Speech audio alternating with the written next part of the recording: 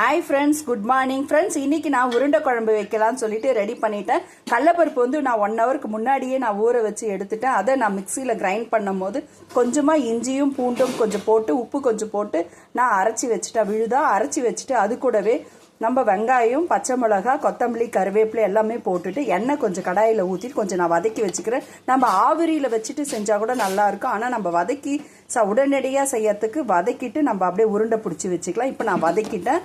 இப்போ உருண்டையை வர்றதுக்கு அந்த பதம் ரெடி ஆயிடுச்சு பாருங்கள். பார்க்கறதுக்கே அழகாக இருக்குது. அவ்வளோதான், உருண்டை பிடிச்சிட்டு இப்போ குழம்புக்கு தேவையான பொருட்கள் வச்சு நம்ம ரெடி பண்ணிடலாம். உருண்டை குழம்புக்கு நான் ஒரு பாத்திரத்தில் எண்ணெய் ஊற்றிட்டு அதில் கடுகு, சோம்பு, சீரகம், ஒரு 4 வெந்தயம் பாருங்க பொரியட்டும். இது கருகிடக்கூடாது. நல்லா கடுகு படப்படன்னும் போது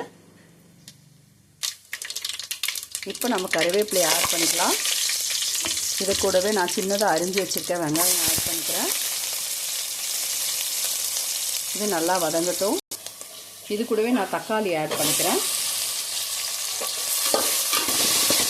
நல்லா வதங்கட்டும்.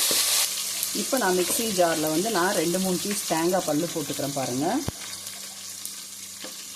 அது கூடவே தக்காளி போட்டுக்கிறேன். கொஞ்சமாக வெங்காயம் போட்டுக்கிறேன். இதை நம்ம கிரைண்ட் பண்ணிடலாம். நான் புளியும் ஊற வச்சுருக்கேன். அந்த புளியும் இதில் ஆட் பண்ணிக்கிறேன் பாருங்கள். அது கூட ஒரு கருவேப்பிலை வந்திருக்கு, அதையும் போட்டுக்கலாம், பரவாயில்ல, நல்லா தான் இருக்கும். ஒரு 10-15 பல்லு பூண்டு வந்து இதில் நான் போட்டுக்கிறேன். பண்ணிடலாம் நைஸாக. கிரைண்ட் பண்ண விழுதை நான் இப்போ ஆட் பண்ணிவிட்டேன். இப்போ நல்லா கொஞ்சம் வதக்கி விட்டுக்கலாம். லோ ஃப்ளேம்லேயே வந்து நம்ம வதக்குங்க, வதக்கிக்கூடாது. இப்போ நான் மஞ்சள் தூள் ஆட் பண்ணிக்கிறேன். நான் வீட்லேயே அரைச்சி வச்சுருக்கேன் வெறும் மிளகாய் தூள் போட்டுக்கிறேன் பாருங்கள்.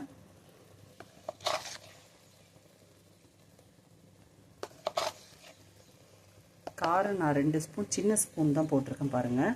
ஏன்னா நான் வந்து வெங்காயம்லாம் நம்ம பருப்பில் வதக்கியிருக்கோம் இல்லையா, அதில் வந்து இப்போ நம்மளாம் கிளறி விட்டுக்கலாம்.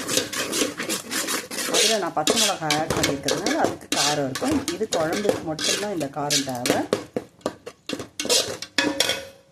இப்போ கொஞ்சம் ஆயில் வச்சுக்கலாம். கூட நம்ம உப்பு ஆட் பண்ணிக்கலாம். உப்பு வந்து கொஞ்சம் திட்டமாகவே நம்ம போட்டுக்கலாம், ஏன்னா நான் பருப்பில் போட்டிருக்கேன் கொஞ்சமாக. இப்போ மிக்ஸி கழுவின தண்ணியை நான் இது கூட ஆட் பண்ணிக்கிறேன். அந்த தண்ணியெல்லாம் ஊற்றின பிறகு இப்போ நல்லா கொதி வரட்டும் பாருங்கள்.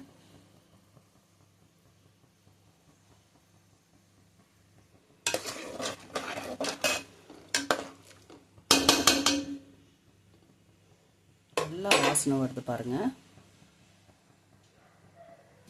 நல்லா குழம்பு சலன்னு கொதிக்குது பாருங்கள். இப்போ உருண்டை நான் உருட்டி இருக்கேன் பாருங்கள். இதில் நான் ஆட் பண்ணிக்கிறேன்.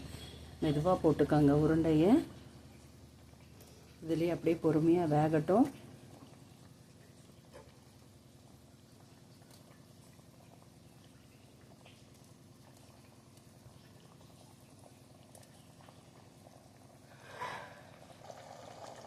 ஹாய் ஃப்ரெண்ட்ஸ், பாருங்கள் நல்லா கொதிச்சிடுச்சு. உருண்டை குழம்பு ரெடி ஆகிடுச்சு. இதை எப்படி நம்ம அப்படியே கலரிலாம் விடக்கூடாது, கலக்கி தான் விடணும். அப்படி உடஞ்சிடும். இது ஒரு கொதி வரும்போது நம்ம கொத்தமல்லி போட்டு இறக்கிடலாம். பாருங்கள், கொத்தமல்லி கருவேப்பிலை நான் போட்டுட்டேன். இப்போ இறக்கிடுறேன். இதை நம்ம சாப்பாடில் போட்டு சாப்பிடும்போது ரொம்ப டேஸ்ட்டாக தேனாமிர்தம் மாதிரி இருக்குங்க ஃப்ரெண்ட்ஸ்.